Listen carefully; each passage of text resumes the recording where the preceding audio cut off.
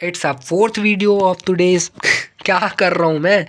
H I is equal to I square R T. Question क्या है देखो, why 220 volt A C is more dangerous than 220। देखो यहाँ पे ये चीज़ पढ़ लो, ये तुम्हारी कॉइल है, डी सी होगा ए सी नहीं होगा, ठीक है। 220 volt is A C is dangerous dangerous. देखो कौन, मैं तुमसे पूछूँ कि ए सी ज़्यादा डेंजरस होता है या डी सी, तो तुम आँख बंद करके बोल दोगे ए सी ज़्यादा, डी सी ज़्यादा डेंजरस, लेकिन होता ए सी है। क्यों? क्योंकि देखो 220 volt off peak voltage of the 223 into root 3 is equal to 331, while 220 ohm has a peak voltage as the 220 only, so the same of the direction is more than the dangerous को 2 times होता है ना, तो ज़्यादा dangerous है 220 volt. हाँ, अलग वे में वो एक अलग वे होता है। Question, why the capacitor also A C but block D C. Why the capacitor allows A C but block D C. A C capacitor को अलाउ करता है लेकिन डी सी को ब्लॉक कर देता है, क्यों? क्योंकि कॉन्सेप्ट है, ये क्वेश्चन है कि X C half W C के होता है, X C is equal to half 2 pi C के इक्वल होता है। X C inversely proportional to frequency की होता है, तो एक्स सी बढ़ता, एक्स सी कम होता है तो फ्रीक्वेंसी बढ़ जाती है। 0 for DC, so Xc is equal to infinity, and hence the capacitor block the DC at a high temperature, at a very high frequency. Capacitor behave like a conductor. Capacitor जो है behave conductor की तरह behave करने लगता है बहुत ज़्यादा temperature के ऊपर। चोक कॉइल आ जाता है। चोक कॉइल क्या होता है? An a inductor that is use to control the current in the AC is called choke coil. एक टाइप का डिवाइस है जो कि डिवाइस और इंडक्टर है। इंडक्टर क्या, जो इंडक्ट कर रहा होता है, ठीक है, किसको कंट्रोल करने के लिए लगाया जाता है, करंट को इन AC में। When the soft iron core is shaded in or out, then the due to the magnetic flux of the charge and the value of the current can be changed as a conversion. PAV is equal to VRMSC 90, AV is equal to 0. The current when which follows pure inductive or a pure capacitance current does not cause of power loss, hence this current is called wattless current. Wattless current की बात कर लेते हैं। wattless current, the current which follow pure inductor or a pure capacitance current does not cause the power loss, hence the current is called wattless current. Transformer की बात कर लेते हैं। It is a device that can increase or decrease the AC voltage of the current voltage of the current. Step up transformer की बात कर लेते हैं। स्टेप अप ट्रांसफार्मर क्या होता है? स्टेप अप ट्रांसफार्मर होता है increase voltage decrease current. Increase voltage को इंक्रीज करता है स्टेप अप में, और डिक्रीज वोल्टेज को करता है इंक्रीज, और इंक्रीज वोल्ट, इसलिए डिक्रीज वोल्टेज को करता है, इंक्रीज करता है करंट को स्टेप डाउन में। No turns in the second coil is more, number of the turns in the second coil is more than the number of turn in primary coil. इसमें secondary coil में ज़्यादा turn होते हैं as compare to primary coil में, लेकिन यहाँ पे number of turn किस में होते हैं? ज़्यादा होते हैं कॉइल में, सेकेंडरी कॉइल में, लेकिन प्राइमरी में कम होता है। NSP इसका ज़्यादा होता है, NP इसका कम होता है। NSP इसका कम होता है लेकिन NP ज़्यादा होता है, ठीक है, उल्टा होता है इसमें। फिर ट्रांसफार्मर की बात कर लेते हैं। Transformer can be only B use on AC not in DC। ये नोट पॉइंट है तुम्हारा, ट्रांसफार्मर सिर्फ AC में यूज हो सकते हैं, DC में नहीं होते हैं। According to the conservation of energy, P input is equal to P output, V1 I1 is equal to V2 I2, V1 upon I2, V1 upon V2 is equal to I1 upon I2। इसके बाद क्या है? N1 upon N2, V1 upon V2, I1 upon I2, NSP VP का, where N2 is the transformer ratio. N1 upon N2 क्या है? Transformer ratio है, ठीक है। आयरन लॉ, अब इसमें कुछ हम इसमें लॉसेस को पढ़ लेते हैं। बहुत हद तक चैप्टर खत्म कर चुके हैं, 4 मिनट, ठीक है।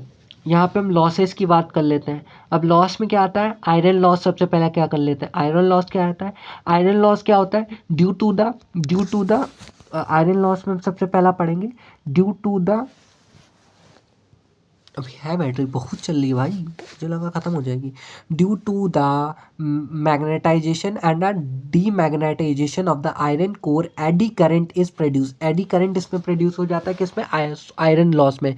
उसकी वजह से क्या होता है? लॉस ऑफ, हम लोग वो करते हैं, ठीक है। Cause heat loss, this loss can be remove by using laminated core से हम इसको प्रिजर्व कर सकते हैं। लॉस, कॉपर लॉस की क्या होता है? To due to the flow of the current, the coil some energy is lost in the form of the heat. This is called copper loss. Heat के फॉर्म में release हो जाती है. This loss can be reduced by the thick copper wire. Thick copper wire से हम इसको preserve कर सकते हैं. फिर मैग्नेटिक फ्लक्स लीकेज. देखो पहला तुम्हारा iron loss, then copper loss, then magnetic flux leakage.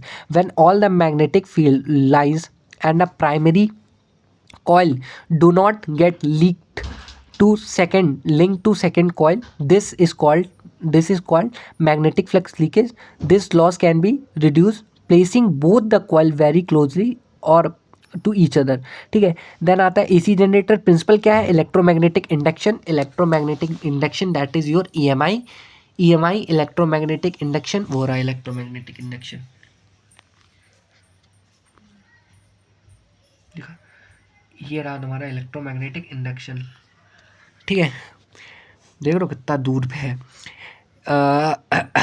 Electromagnetic induction principal क्या है? EMI AC जनरेटर का इलेक्ट्रोमैग्नेटिक इंडक्शन.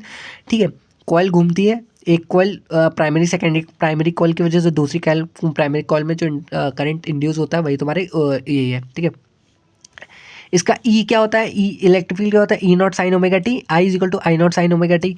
उसके बाद क्या आता है? नोट पॉइंट में average value of the sine two omega cos two omega cos sine two omega cos two omega.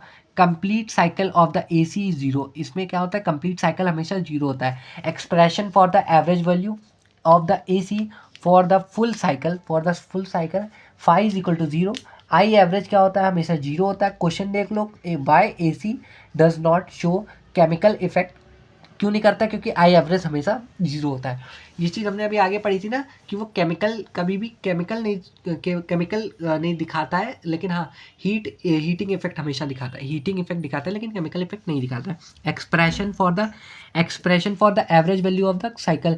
Q is equal to half two I naught omega. I average is equal to I naught pi. 0.625 I naught I average. Relation between the peak value and the RMS value of the AC is equal to I max upon I naught to I max. RMS value of the AC. RMS value is the root. RMS value क्या होता है? Root mean square value is the root mean square of the intensity of the values of the current in the AC circuit. IRMS square क्या होता है? Integration of T upon 0 T I square DT upon T. IRMS क्या होता है? I not upon under root two. VRMS क्या होता है? V not upon root two. V not क्या होता है? IRMS का ये होता है expression for the independence of the LCR circuit considered on a AC circuit consist of the inductor, capacitor and the resistance connected in a series supplied with a AC voltage.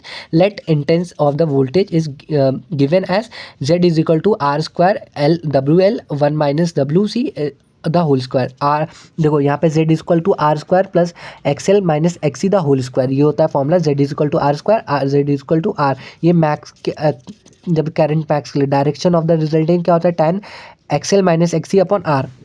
tan XL minus XC upon R. tan inverse XL minus XC upon R. XL minus XC upon R. VL minus BC upon R भी होता है ये. ठीक है, फिर उसके बाद होता है resonance in the LCR circuit. Resonance क्या होता है? when the current in the LCR circuit will be become maximum and the independence because of the minimum then it is in the condition is called a resonance in the LCR circuit. XL is equal to XC. V is equal to half 2 pi LC. This frequency is called the nature frequency or a natural resonance frequency. During the resonance series of the LCR circuit behaves like a pure positive circuit. Power depletion in the in circuit is the maximum during the resonance. The series LCR circuit is called acceptor circuit. Average power of the in the LCR circuit क्या होता है? P average क्या होता है? VRMS IRMS cos phi. V average क्या होता है? IRMS और dot VRMS dot IRMS. Here V R M S and I R M S ampere power होती है, Z is equal to R होता है, कॉस 0 इज इक्वल टू 1 होता है, और कॉस 90 0 हो जाता है, तो P average is equal to 0 and tan five is equal to V L, अब V L minus V C upon R. That's complete with that. पता नहीं मुझे कितने घंटे का हुआ है, आई थिंक सो 2 घंटे 30 मिनट में पूरा निपटा है, बट इसमें 4 ब्रेक लिए हैं, कोई भी ब्रेक नहीं लिया है, ठीक है। बट वीडियो कट रही थी बार बार, उसकी वजह से होप सो मैं 2-3 दिनों में जब तक कर करके सीख जाऊंगा तो अपने आप ही सही हो जाएगा, ठीक है।